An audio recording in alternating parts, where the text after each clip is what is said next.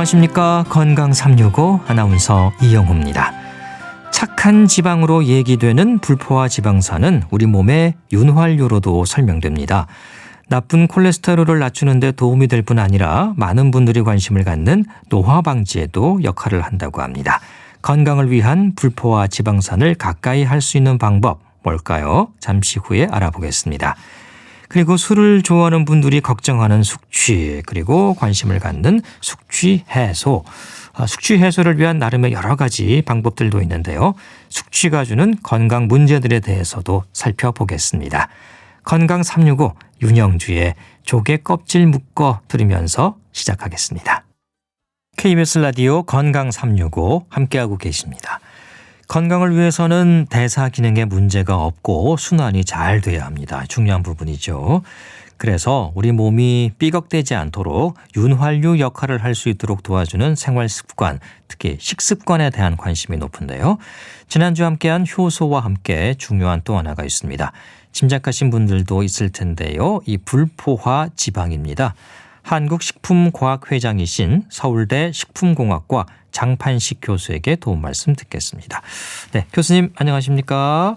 네, 안녕하세요. 네, 반갑습니다. 자, 교수님 지난주에 이어서 또 이야기를 계속 듣도록 하겠습니다.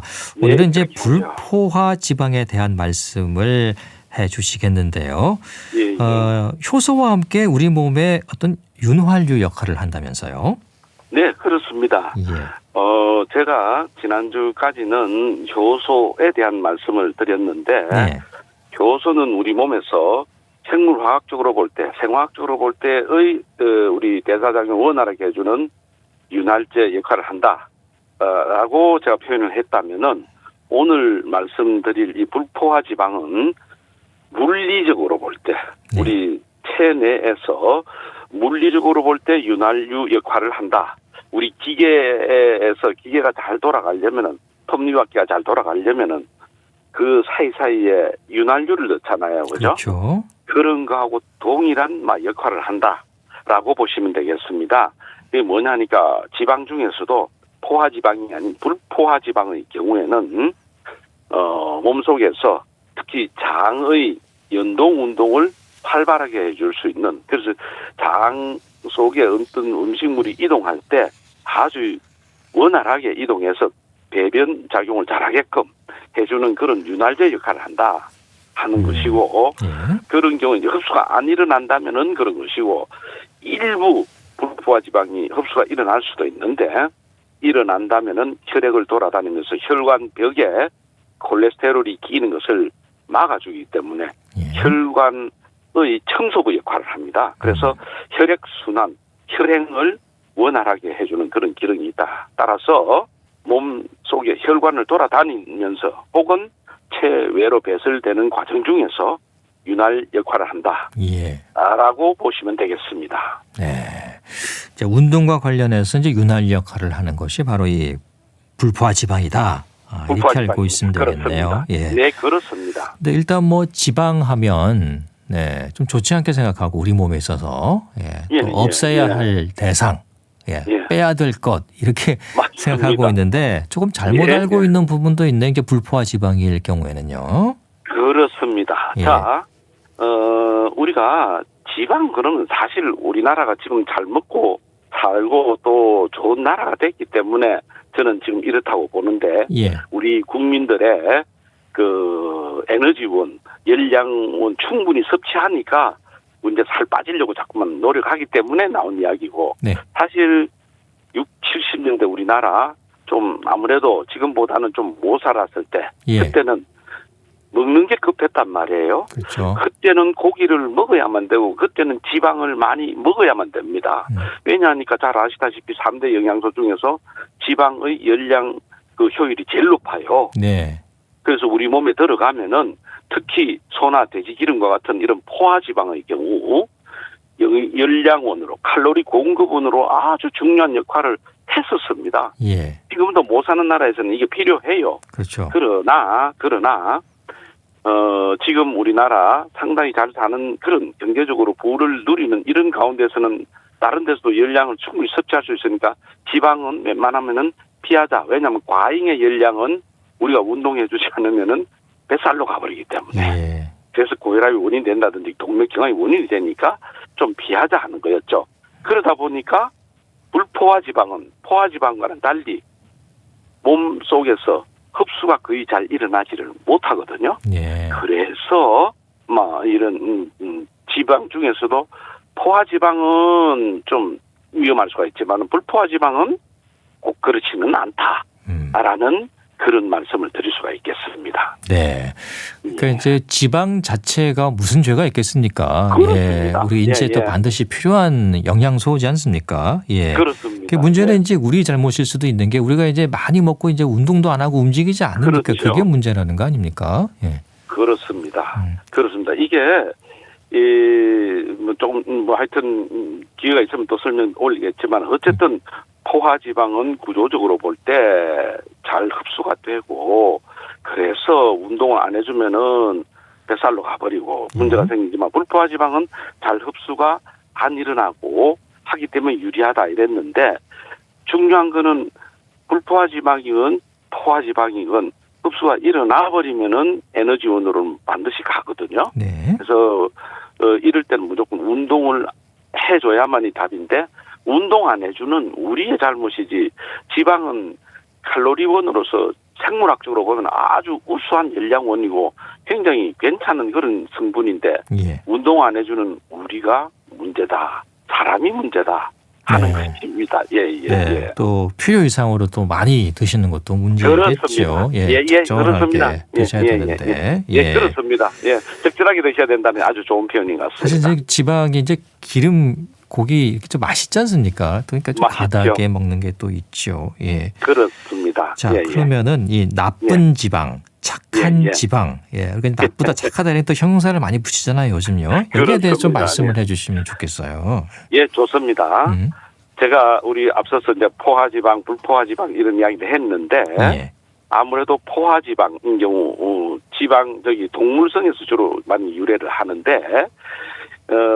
왜 그런 포화지방이 나쁘다라고 인식이 심겨지느냐. 또 실제로 좀 안 좋은 측면이 있습니다. 건강 측면을 보면은 포화지방은 구조가 잘 흡수된다 그랬는데 우리 몸에 흡수돼서 우리 혈관을 돌아다닐 때 흡수될 때 또 콜레스테롤하고 함께 흡수가 됩니다. 자기 혼자 흡수되는 게 아니라 그러니까 아무래도 주로 동물성 기름이 포화지방인데 콜레스테롤을 웬만하면 같이 동반을 해서 우리 몸속으로 흡수를 일으켜버리죠. 그러다 보니까 콜레스테롤 수치가 높아지고 혈관벽에 콜레스테롤이 끼어서 혈행 방해를 해버리죠. 그러니까 혈압은 올라가고 했기 때문에 이제 이게 문제가 나쁜 지방이다라는 이야기가 나오는 거죠. 반면에 우리 식물성 기름인 올리브유나 카놀라유, 들기름, 참기름 이런 것 같은 경우는 불포화 지방으로 구성이 되어 있기 때문에 이런 경우는 흡수가 막 떨어져요. 흡수율이 떨어지니까 변으로 그냥 빠져나가니까 거기에 비해서는 훨씬 착한 지방이다. 이런 말씀이죠. 그러니까 이제 동물성 기름이 주로 이제 포화 지방. 그렇습니다. 식물성 기름들은 이제 불포화 지방이다. 이렇게 이해하면 될까요? 그렇게 하면은 거의 맞습니다. 한두 가지만 빼면은 안 그렇다. 절대적인 건 아닙니다만. 동물성 중에서도 우리 해양 동물 기름 이런 것들은 등푸른 생선에 나오는 기름 이것은 불포화 지방입니다.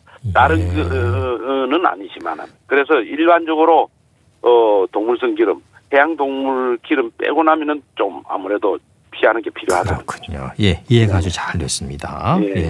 그러니까 이제 불포화 지방이 배설도 잘 시켜주고 몸에 또 좋은 역할을 한다는 거네요. 그렇죠. 제가 여기 조금만 더 살을 더 붙이자면은 그래서 앞서서 말씀드렸지만은 식물성 기름이라든지 해양 동물류 속에 들어있는 이런 불포화 지방은 모양이 니은자처럼 일자로 쫙 펴져 있는 게 아니라 니은자처럼 구부러져 있어요. 니은자.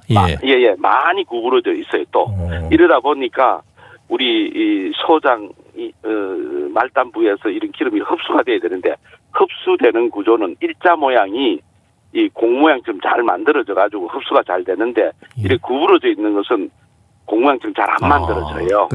살짝 달라붙지가 않겠네요. 예, 구워져 그래서 있으면. 그냥 체외로 배설이 돼버리죠. 배설되고. 예. 그러다 보니까 배설되면서 소장 지나고 난 다음에는 대장 쪽 나오면서 그런 연동 운동에 도움을 줘서 배설 작용을 원활하게 해주는 윤활 작용이 있다라는 것이었습니다. 대장벽을 좀 이렇게 매끄럽게 네, 해주겠는데요. 그렇게 해주. 그렇습니다. 예.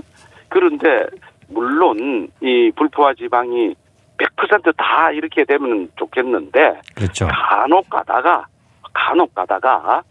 체내로 막 흡수되는 경우도 있습니다. 소장 말단에서 그럴 경우라도 불포화 지방은 크게 염려 안 해도 되는 게 불포화 지방이라는 것은 주변에 산소를 지가 잘 많이 받아들일 수 있다 이거입니다. 예. 원래 기능이 그렇습니다. 포화지방은 산소를 잘 못 받아들이는데 불포화지방은 산소나 또 우리 몸에 생기는 그 노폐물들을 잘 받아들여요. 네. 그러다 보니까 자기가 산화되면서 남들이 산화되는 것을 막아줘요. 그래서 항산화 작용이 뛰어나다 이렇게 보시면 돼요. 어허. 그래서 불포화지방은 배설 작용도 도와주지만은 또 주변에 못된 물질들을 다 흡수해서 산화를 막아줍니다. 노화를 막아준다. 피부 노화도 막아주고 또 여러 가지 병이 생길 수 있는 것을 막아주는 그런 역할도 합니다. 예. 그래서 아주 불포화 지방이 몸에 좋은 역할을 한다라고 보시면 되겠습니다. 그렇군요. 그러니까 불포화 지방이 몸속에 좀 나쁜 녀석들과 좀 살짝 붙어가지고 흡착해서 몸 밖으로 끌어내주는 배설해주는 그런 역할까지 한다는 거군요. 예. 자기가 산화되면 자기 몸을 불살라가면서 정말로 희생정신이 강한 진짜 말 그대로 살신성인이군요. 예. 그렇습니다. 자기를 희생해서. 그렇습니다. 예. 노화 방지 효과도 분명히 있다. 예. 알겠습니다. 그러니까 이제 올리브유 말씀해 주신 이제 카놀라유, 콩기름, 또 뭐 들기름, 이런 기름들이 좋다는 거네요. 네, 그렇습니다. 이런 것들이 이제 식물성 기름으로서 불포화도가, 그러니까 구부러진 게 한 번 구부러지냐, 두 번 구부러지냐, 세 번, 네 번, 다섯, 여섯 번, 많이 구부러지면 많이 구부러질수록 고도 불포화도가 높게 돼 있다 해서 고도 불포화 지방. 안 그러면은 막 적당하게 막 구부러졌으면 그냥 불포화 지방, 막 이렇게 이야기 표현을 하죠. 예. 대부분 보면은 뭐 한 세 번 정도는 구부러졌다 이렇게 보시면 돼요. 그렇군요. 예. 그 많이 구부러질수록 뭐 또 좋다고 볼 수도 있겠네요. 그렇습니다. 많이 구부러지면 구부러질수록 좋습니다. 예. 그게 이제 오메가3. 오메가3 많이 들어봤습니다. 예. 오메가6 이런 이야기도 나오거든요. 예. 오메가3는 대부분들 한 5 내지 6번, 적어도 3번 이상 구부러진 기름입니다. 3번 이상 구부러져서 오메가3입니까? 예. 그렇습니까? 3번 이상. 아니 꼭 그런 건 아니지. 그런 건 아니지만, 이거는 끝에서 몇 번째 구부러진 게 나타나느냐라고 표현해서 끝에서 3번째 나타나면은 구부러진 정도가 팍 발견이 되면은 오메가3라고 그러고 오메가6라고 하는 것은 끝에서 6번째 나타난다. 그 말은 앞에서부터 이렇게 구부러져 오기 때문에 오메가6 그러면 구부러진 정도가 더 낮아요. 그렇군요. 오메가3 그러면은 구부러진 정도가 더 높습니다. 예. 그렇게 해서 구부러진 정도가 높으면 우리가 DHA, EPA 이야기하는 것들은 오메가3의 전형적인 보기입니다. 그 DHA, EPA는 5번, 6번 구부러졌다 이런 의미입니다. 예. 근데 구부러진 횟수를 얘기하는 거군요. 그렇습니다. 오메가3, 6는 구부러진 횟수에 반비례한다 이래 보시면 돼요. 그렇군요. 이제 그 건강 보조제는 이제 음식들 오메가3 뭐 말씀해 주신 그런 용어들 많이 등장하잖아요. 이게 이제 어떤 의미일까? 그냥 그 말만 들어도 몸에 좋은 건가 보다 이렇게 알고 있었는데 다 좋습니다. 과학적으로 말씀을 해 주시니까 그런 연유에서 이런 명칭들이 붙은 거군요. 그렇습니다. 그래서 오메가3와 오메가6가 사실은 균형 잡히게 드셔야 되는데 우리나라 사람들은 이렇게 살펴보니까 오메가3, 오메가6에서 오메가6는 많이 드시는데 오메가3를 좀 적게 드시는 편이라 조금 더 드셔도 됩니다. 사실 오메가3는. 예. 네. 그 어디에 많이 들어 있습니까? 물론 뭐 보조제로도 뭐 판매가 되긴 합니다만. 예. 네, 오메가3 같은 경우는 등푸른 생선. 예. 예. 눈 뒤편에 사실은 제일 많이 있습니다. 눈 뒤쪽. 네네네. 오, 네. 예. 그래서 해양 동물류에 많이 들어있다라고 보시면 되겠습니다. 오메가3. 예. 예. 오메가6는요? 오메가6가 우리가 앞에서 질문하셨던 올리브유, 아, 기름. 카놀라유, 예. 콩기름, 들기름 이런 전형적인 복입니다. 카놀라유도 오메가3에 들어갑니다. 많이 구부러져 있습니다. 예. 그 오메가3, 오메가6, 예, 들기름이나 그런 등푸른 생선, 네, 많이 들어 있고, 예. 뭐 약재로도 그게 또 많이 선전을 하더라고요. 그렇습니다. 예. 그런 것들이 앞서서 제가 설명드린 대로 많이 구부러졌으니까, 많이 구부러졌다는 소리는 그만큼 주변에 나쁜 물질을 많이 빨아들일 수 있다. 이거하고 똑같아요. 아, 예. 흡착되지 그래서, 않고. 예, 그래서 자기가 산화되는 확률이 더 높죠. 그러면서 주변에 나쁜 물질을 빨리 없앨 수가 있습니다. 예. 그래서 그런 것들이 상당히 이제 건강 기능성을 많이 발휘하는 걸로 유명하죠. 예. 그냥 막연하게 먹었는데 좀 알고 먹어야 될 것 같습니다. 예. 좀 어디 가서 좀 아는 척할 수도 있을 것 같고요. 예. 네, 그런데 사실은 또 조심해야 되는 점도 있을 수는 있어요. 뭐 어떤 게 있습니까? 예. 네, 뭐냐 하면은 그래서 저는 오늘 마지막에 좀 기름 보관법도 중요하다라고 말씀을 올리려고 했는데 기름 보관법. 네. 예, 이게 뭐냐면은 그만큼 많이 구부러졌으니까 주변에 산소라든지 이런 것들을 빨리 흡수해 버리면은 우리가 덜 산소를 흡수하면은 그만큼 덜 늙어지기 때문에 속도가 노화 속도가 더디게 된다 이래 보시면 되거든요. 예. 그러니까 이 고도 불포화 지방 이런 것들은 보관할 때 네. 그냥 공기 중에 잘못 보관해 버리면은 네. 공기 중에 산소를 잘 받아들이겠죠. 그렇겠네요. 산패가 빨리 일어날 수 있습니다. 아. 그래서 잘 막아야 됩니다. 거기다가 주변의 온도에 아주 민감해요. 예. 그래서 웬만하면은 찬 곳에 보관. 공기를 좀 막아주면서 그 다음에 햇볕에 약해요. 그래서 냉암소에 보관하는 것이 어두운 반드시 곳에. 필요합니다. 그렇습니다. 그래서 이런 것들은 이런 오메가3 지방이나 오메가6 지방은 참기름병도 그렇고 예. 갈색병이잖아요. 그렇죠. 투명한 병은 아니라 그래서 갈색병에 항상 쓰고 난 다음에 뚜껑 밀폐를 잘 시켜야 됩니다. 열어놓으면 안 되고. 예, 제일 좋은 거는 저는 그래서 이런 기름들은 소분을 좀 할 수 있으면 쓸 만큼만 좀 담았다가 쓰고 버리고 이런 게 필요하다 하는 말씀을 꼭 드립니다. 그렇군요. 이 역시 열에는 약하니까 열을 좀 피하는 게 좋습니다. 네. 예. 올리브유도 그렇고요. 그런데 예. 이제 이거는 불포화도가 높은 정도에 따라서 또 구분할 수 있는데 불포화도가 좀 낮은 것들은 그나마 열에는 좀 잘 견딥니다. 그래서 그런 경우는 올리브유의 경우에 종류마다 좀 다르지만은 열에 강한 것들이 있습니다. 네. 그런 것들은 튀김류로 써도 관계는 없습니다. 예. 그러나 불포화도가 너무 높은 것들은 또 튀김류로 쓰기에는 좀 안 좋은 것들도 있기는 있고요. 그렇군요. 그러나 올리브유는 그런 차원에서 아니라 또다시 좀 나누기도 합니다. 어떻게 나누냐면은 올리브유 정제하지 않은 것들 이야기 있잖아요. 그죠? 네.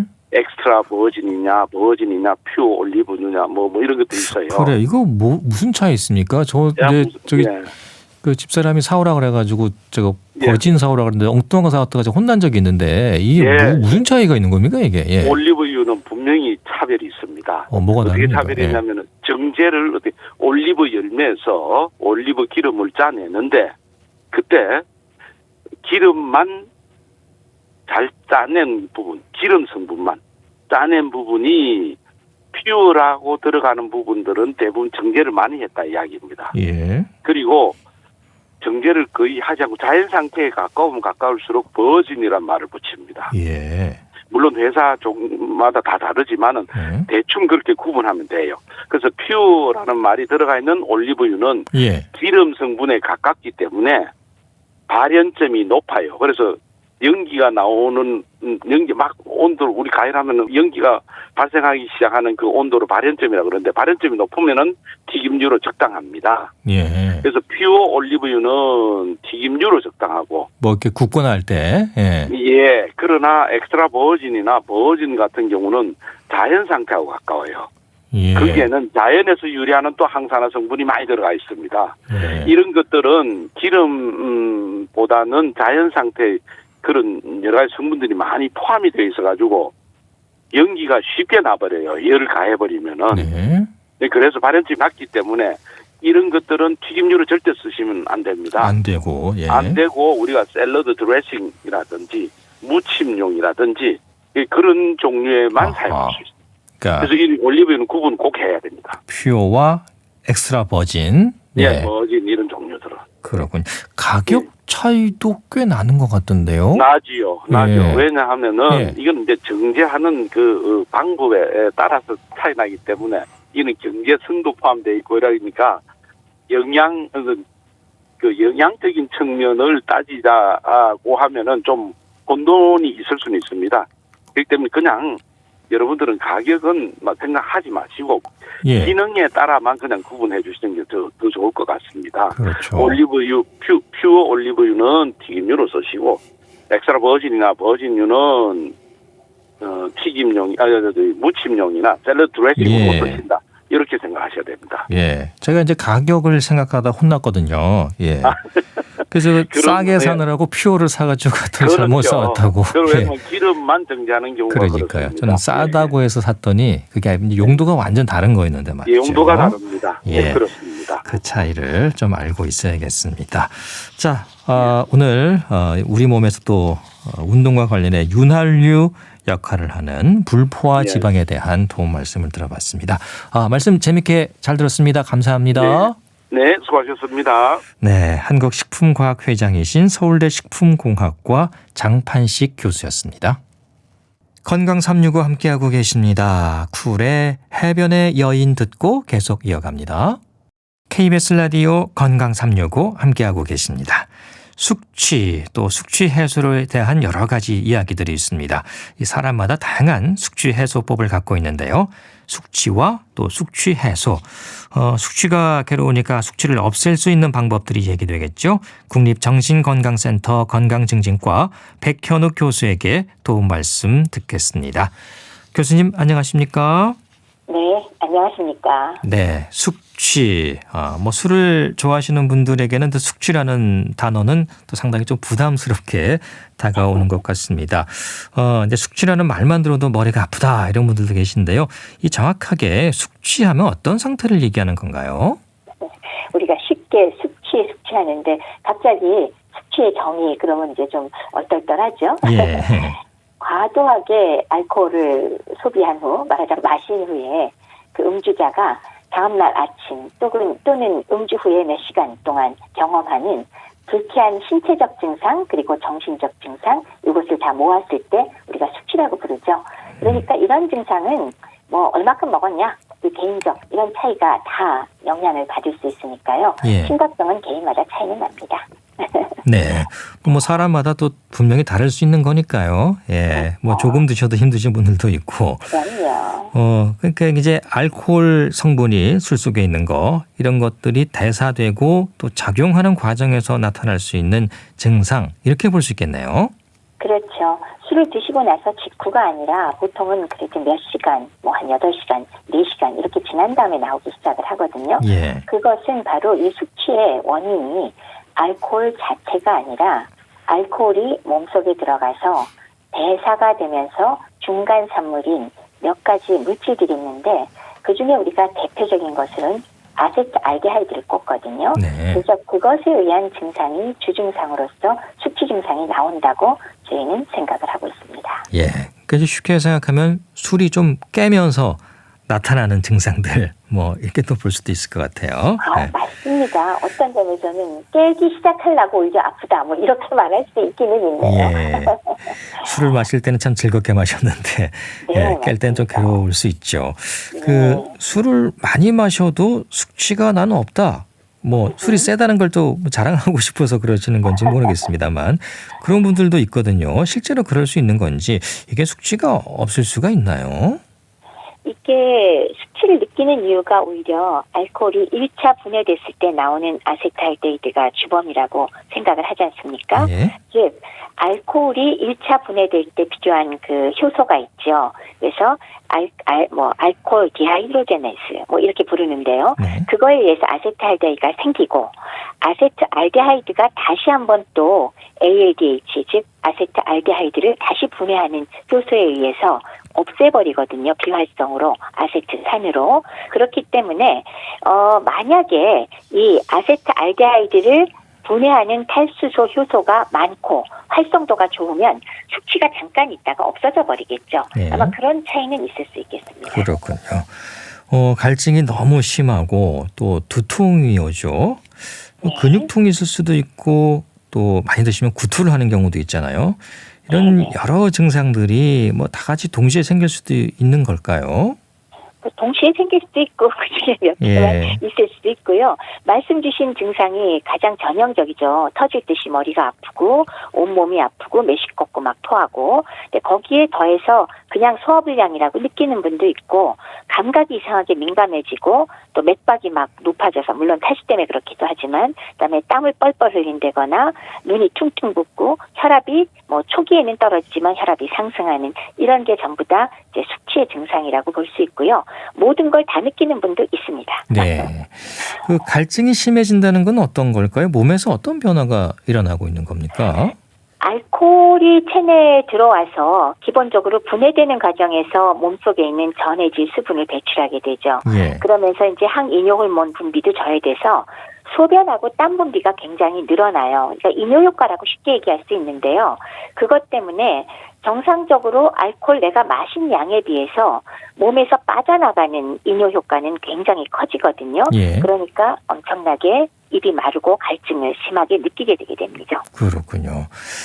저는 뭐 개인적으로 숙취로 이제 좀 극심한 두통이 오는 경우가 있는데 네. 이게 어떻습니까? 뭐 어떤 분들은 또 설사를 하는 분들도 계시다고 하고요. 그렇죠. 예. 어떤 그 본인의 기본적인 건강 상태와 연관이 있는 건지, 뭐 장이 약해서 그럴 수 있다는 생각도 들고요. 어떻습니까? 아무래도 이제 그 약의 그러니까 다른 약품들도 마찬가지지만은 이렇게 아세트알데하이드나 다른 대사 물질에 의해서 증상이 나올 때 스스로 건강 상태에서 가장 취약한 부분이 나오기가 쉽지 않겠습니까? 예. 그래서 장이 워낙 약한 분들은 당연히 메시꺼움이나 설사가 더 심할 가능성이 크고요.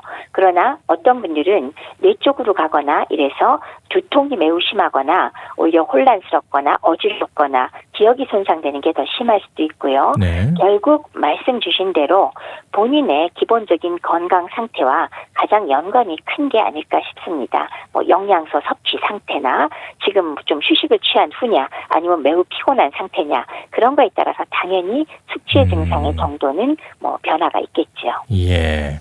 그러니까 평소에 좀 장이 안 좋으신 분들은 이 장 쪽으로 영향이 갈 수도 있는 거고요. 그렇죠. 예.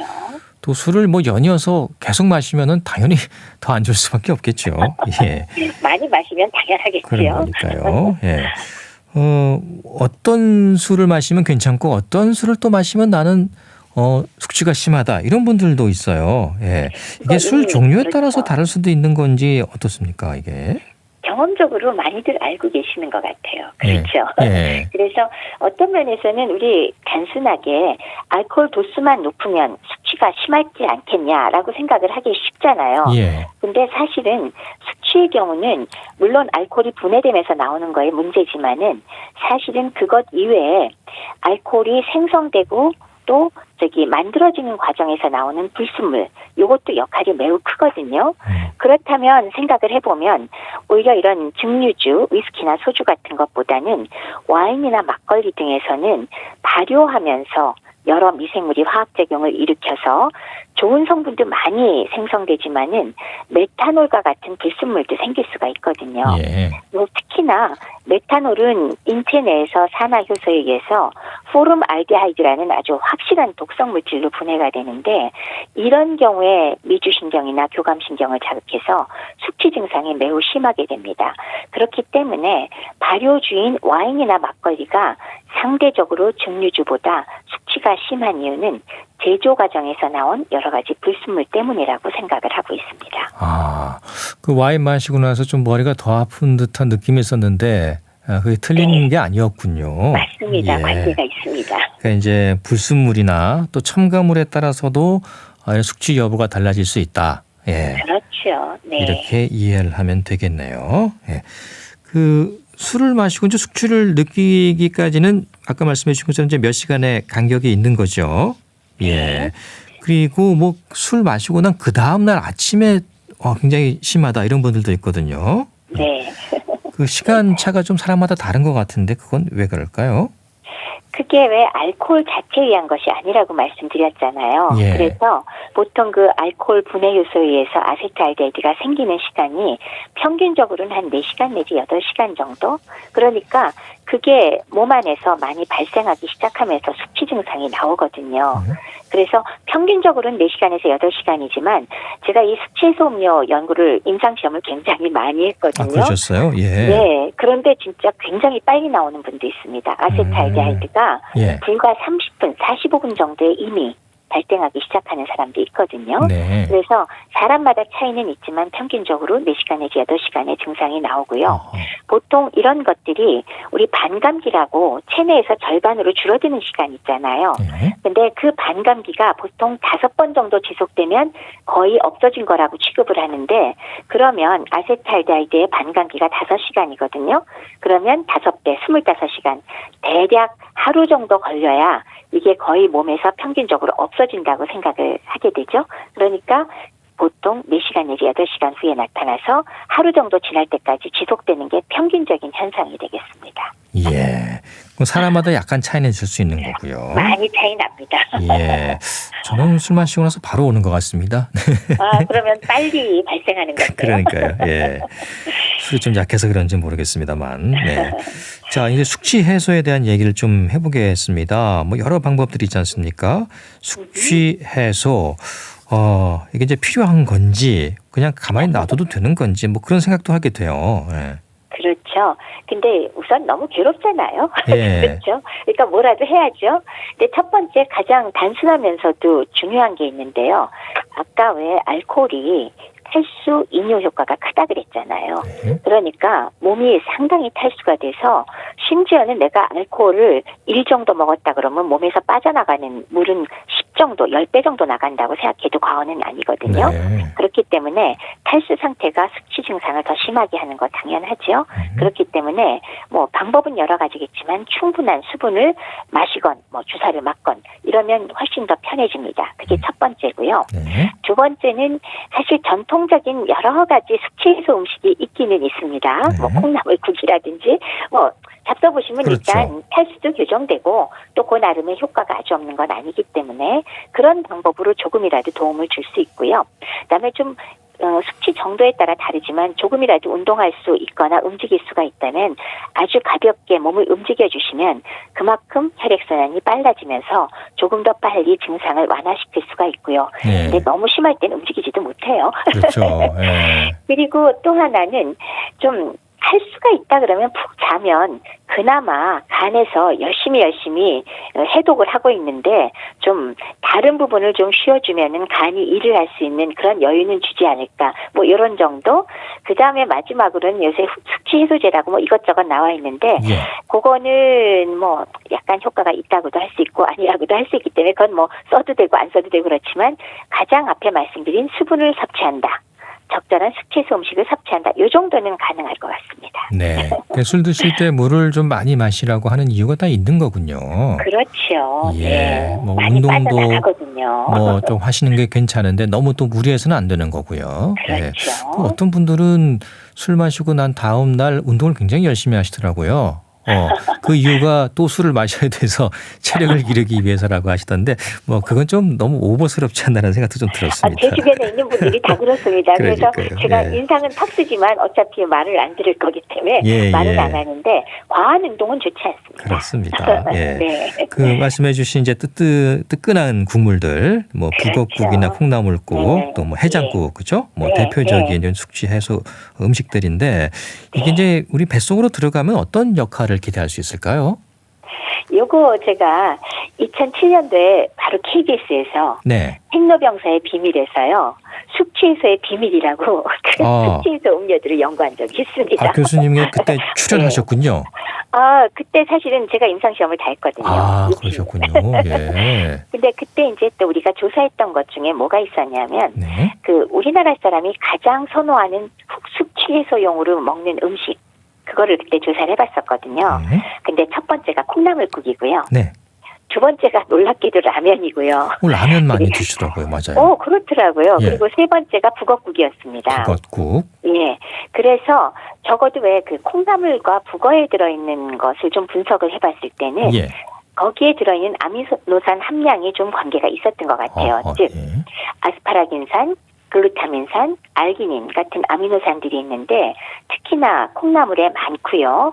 이것들이 항에탄올 작용으로 숙취해소에 분명히 도움이 되는 것 같다라는 그런 결과가 있고요. 네. 또 해장국 같은 데는 나트륨, 칼륨, 마그네슘 같은 전해질도 풍부하게 들어있어서 이런 경우에 좀 잃어버린 전해질을 잘 보충을 하면서 동시에 이게 따끈한 국물 자체가 탈수도 교정을 해주잖아요. 네. 그런 의미에서는 과거에 드시던 이런 해장을 위한 콩나물국은 의미가 확실히 있는 것 같고 북엇국도 의미가 있는 것 같습니다. 네. 라면은 솔직히 제가 장담은 못하겠습니다. 예. 그 라면은 뭐 시원한 맛으로 드실 수는 있는데, 예. 그렇죠. 그 안에 뭐 성분이 숙취에 네, 크게 도움이 맞습니다. 된다. 그런 건 이제 그거는 발견하지 제가 못한 거죠. 자신이 없고요. 예. 너무 소금도 많고 그리고 첨가물도 많고 네. 너무 자극적이고 그래서 꼭 좋은 건 제가 모르겠습니다. 라면은. 네. 그 느낌상 그런 것 같아요. 직장인들 네. 사이에서. 예. 예. 자, 또 이런 경우가 있어요. 이제 술을 많이 드시면 구토를 할 수도 있지 않습니까? 그렇죠. 예. 그런데 어떤 분들은 속이 불편하니까 일부러 이렇게 구토를 유도하는 분들도 있더라고요. 그건 안 좋지 않을까 싶은데요. 느낌상 안 좋죠. 예. 네, 안 좋습니다. 그렇겠죠. 이렇게 억지로 토해내는 습관은요. 사실은 식도나 위장 쪽에 점막이 막 찢어지기도 하고 오히려 피가 나올 수도 있고 그다음에 장기적으로 그 식도와 위를 연결하는 그 관략근이 약화가 돼서 음식이 걸핏하면 넘어오는 역류성 식도염도 생길 수가 있고요. 예. 그렇기 때문에 억지로 토하는 행동은 정말 이건 바람직한 행동이 아니니까 아이고. 하지 않으셨으면 좋겠습니다.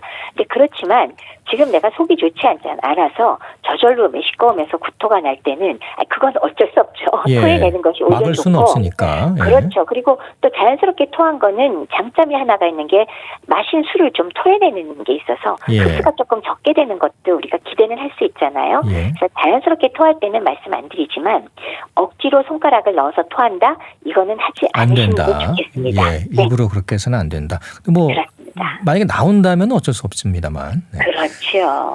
저도 한때 뭐 젊은 시절에는 뭐 술 좀 먹고 뭐 구토를 한 경우도 있는데, 예. 근데 일시적으로 약간 시원해지는 느낌은 있더라고요. 예. 그러셨나요? 술은 좀 깨고 그러는 것 같던데. 예. 저는 저절로 토하는 경우에 마구 토한 적이 있었는데 예. 워낙 많이 마셔서 그런지 제일 힘들었습니다. 교수님도 술 좀 하시나 봐요. 예. 아까 젊었을 때라고 말씀하셨죠? 알겠습니다. 저도 네, 그런 걸로. 그 해장술이라고 있잖아요. 해장술. 네. 저는 네. 개인적으로 저렇게까지 술을 먹어야 되나라고 의문이 들 때도 있던데 네. 이거 해장술 먹고 뭐 술 더 깬다 이런 그 좀 말이 안 되는 것 같기도 하고 어떻습니까? 예. 말이 안 된다는 게 맞습니다. 예. 무슨 뜻이냐면 사실은 일반적으로 수치가 가장 많이 나올 때가 언제일 것 같습니까? 혈액 내 알코올 수치가 높을 때일까요? 낮을 때일까요? 숙취가 나올 때 혈액 그렇죠. 내에 네. 알코올 수치는 떨어졌을 때. 예. 그렇죠. 대사가 돼서 거의 떨어지고 오히려 어허. 알코올 대사물인 아세탈데인이나 다른 물질들이 지금 수치를 막 일으키고 있는 거거든요. 그렇죠. 근데 그런 경우에 다시 술을 먹는다? 그러면 다시 알코올이 들어가서 숙취를 일으키는 그런 물질을 더 많이 만들어내서 더 오래 끌게끔 하는, 그러니까 숙취를 연장시키는 결과를 나타내는 거죠. 예. 근데 그런데도 어떤 분들은 나는 해장술로 숙취를 풀어야 된다라고 항상 생각을 하고 그렇게 느끼고 있다 그러면 알코올 의존 내지는 알코올 그렇죠. 중독, 그러니까 맞습니다. 금단 증상을 의미한다고까지 볼 수 있기 때문에 해장술은 안 됩니다. 하지 마십시오. 그 정도라면은 약간 좀 치료를 받아야 될 상황일 네, 수도 있다. 맞습니다. 예. 알코올 의존성이니까. 네, 그렇습니다. 그 불이 나서 불을 이제 좀 꺼놨더니 예, 그 다시 이제 다시, 휘발유를 네. 붓는 기름을 붓는 격이 될 수 그렇습니다. 있다는 거죠. 맞습니다. 그리고 근데 숙취 해소로 그러니까 설탕물이나 꿀물, 예. 네. 자기가 타서 먹거나 또 주변에서 타 주는 경우도 있잖아요. 예, 드시라고. 그렇죠. 네. 괜찮겠죠, 이런 거는. 좋은 거죠. 예. 왜냐하면 알코올을 드시면 우선 첫째 탈수는 우리가 뭐 물이니까 일단 도움이 될 거고요. 탈수 해소에. 근데 두 번째는 저혈당에 대체로 빠져요. 술을 많이 드시면. 그렇기 때문에 설탕이건 꿀이건 일단 혈당을 높이는 것 때문에도 상당히 도움이 되고요. 특히나 그 중에서도 꿀에 들어있는 과당의 경우는 알코올 분해 효소의 생성을 좀 더 촉진시킨다고 해요. 그래서 조금 더 빨리 분해되는 걸 도와준다고 하니까 그런 의미에서 꿀물이 어느 정도 효과가 있다. 그래서 드시면 좋다라고 할 수 있겠죠. 네. 그리고 이제 숙취 해소를 위해서 사우나, 특히 이제 남성들 많이 가시잖아요. 네. 예. 뭐 찜질방이나 사우나 이런 데 가는 건 어떻습니까? 이거 괜찮을까 싶기도 하고 좀 안 좋지 않을까 그런 생각도 들어요. 안전하지 않습니다. 당연히. 예. 그러니까 사우나를 가시면 예. 강제로 땀을 배출하는 거 아닙니까? 맞아요. 그러니까 안 그래도 멀쩡했던 사람도 탈수가 생길 수가 있는데 지금 안 그래도 술과 숙취 때문에 탈수가 심해져 있잖아요.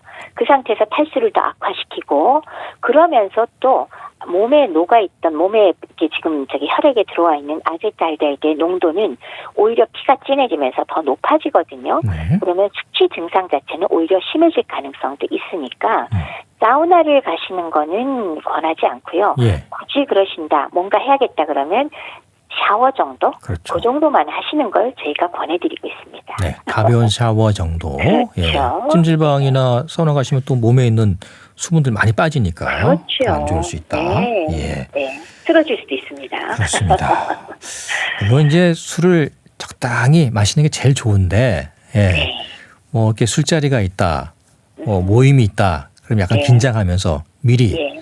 숙취해소 음료 챙겨 드시고, 예. 또 미리 오늘 대비를 하시는 분들 계시거든요. 예. 네. 또 우유를 마시면 속을 보호할 수 있다 이런 얘기도 있어요. 예, 그거 좀 정리해 주시죠. 우유의 경우는 네. 우리 옛날에, 그러니까 지금부터 100년 전 이전에 우리가 왜 괴양 같은 게 있을 때 특별한 약물이 없었잖아요. 네. 그러면 속이 쓰릴 때 우유가 들어가면 잠시 산을 중화시키면서 그 증상을 잠깐 완화시키거든요. 그런데 문제는 그게 오히려 반동으로 칼슘 함량이 높으면서 반동적으로 위산을 촉진시키거든요. 위산 분비를. 네네. 그래서 보통은 궤양을 악화시키는 원인이 되어버립니다.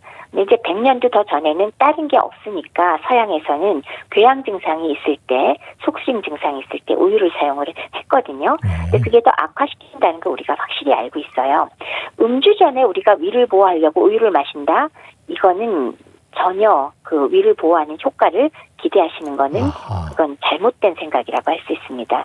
잠깐이지 금방 위산 분비를 강화시키기 때문에 오히려 위장에 부담을 주는 결과가 나올 수 있고 위험이 더 심해지기도 하니까 우유 마시는 거는 전혀 도움이 안 되고요. 그러나 빈속에 술을 마시는 거 이거는 위에서 바로 알코올이 흡수되기 시작하면서 문제가 생기기 시작을 하거든요. 예. 알코올이 굉장히 독특하게 위에서 바로 흡수되는 그런 물질이거든요. 맞아요. 보통은 소장에서 흡수되잖아요. 그렇죠. 그래서 그런 면에서 그 수분이나 단백질이나 비타민 C가 풍부한 음식을 미리 좀 먹어두는 거는 훨씬 도움이 될 거고요. 또는 약간 기름기가 있는 음식을 미리 먹어두는 것도 역시 한꺼번에 빨리 흡수되면서 넘어가는 걸 조금 막아주기 때문에 그런 것들은 도움이 될 수 있지만 우유는 안 드시는 게 좋겠습니다. 좋다. 예. 네. 과일은 어떻습니까? 안주로도 이제 과일 안주 많이 드시는데. 과일은 그 자체가 과당 성분이 있으면서 앞서 말씀드렸듯이 알코올이 혈청에서 녹아내리는, 그러니까 농도를 떨어뜨리는데 효과가 있다고 말씀을 드렸거든요. 네. 그렇기 때문에 또 여러 가지 항산화제들이 들어있잖아요. 비타민 C를 비롯해서. 그리고 또 그 자체가 수분이 많으니까 수분을 보충하고 전해질도 보충하는 역할이 있어서 과일은 사실은 도움이 됩니다. 괜찮다. 안주로도 사전에도 같이 드시면 훨씬 도움이 됩니다. 네. 자, 오늘 숙취에 대한 말씀 주셨는데 가장 중요한 것은 술을 적당히 드시는 게 네. 제일 중요할 것 같습니다. 예. 맞습니다. 자, 오늘 말씀은 여기까지 듣겠습니다. 감사합니다. 네, 고맙습니다. 국립정신건강센터 건강증진과의 백현욱 교수와 함께했습니다. KBS 라디오 건강 365 에커빌크가 연주하는 Stranger on the Shore 들으면서 모두 마치겠습니다. 아나운서 이영호였습니다. 고맙습니다.